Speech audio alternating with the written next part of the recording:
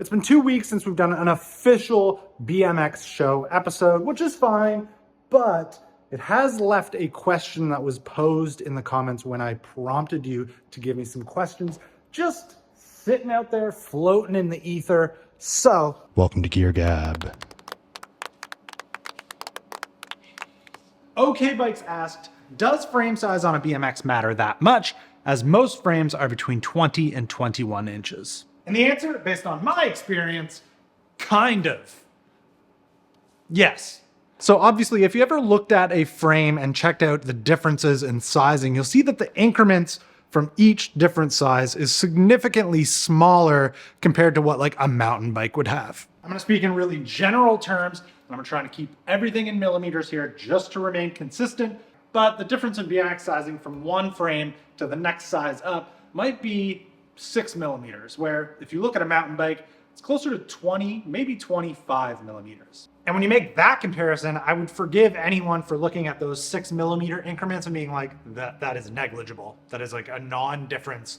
You would never feel that. Which honestly, I kind of agree with. But the difference in sizing from like a smaller size BMX frame to the larger, that's really noticeable. This is a 21.15 inch top tube. I apologize for jumping back to inches. And this is a 20.25. So this is about an inch shorter of a top tube, and it is noticeable. When I stand on this thing with its 20.25 inch top tube compared to my We the People Patrol's 21.15 inch top tube, I feel like cramped on this thing. I feel like I'm way over the front wheel because it's just where I'm leaning at now. Where on this, even though it's less than a 1 inch difference, this bike feels huge in comparison. So what I like about the longer BMX is the same sort of story that we've been seeing in the mountain bike industry for a long time. Longer and longer reach, giving you longer wheelbase, giving you a little bit more stable of a platform to ride in. And that's a good thing for the stuff that I have been enjoying riding more on my BMX lately. Bulls, dirt jumps, box jumps. The trade-off, of course, is it's longer. It doesn't flip around quite as well, so this thing doesn't hop 3 or do 3 to fakies quite as nice as my shorter bikes in the past have.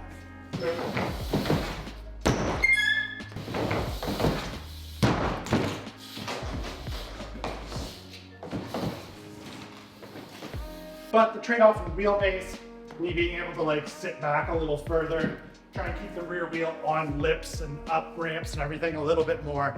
That trade-off is worth it in the end, so I just ride this to always be used to it. So you can Google a BMX frame size chart to give you kind of an idea of where to land, but some frame top tube lengths lend themselves better to certain types of riding than others. For example, you're not going to see many street frames come in quite as long of a top tube length option as you will a trails frame. Trails frames designed to be long wheelbase, stable machines that you can just rip up big lips, big landed. I love that guy, it's so sick. And then a street frame, shorter wheelbase, some shorter top tubes. They will still come in like longer ones so that if you're a really tall dude, you can still fit it. But they typically won't come in nearly the longest of options that a trails frame will. So some top tube lengths actually are for certain types of riding.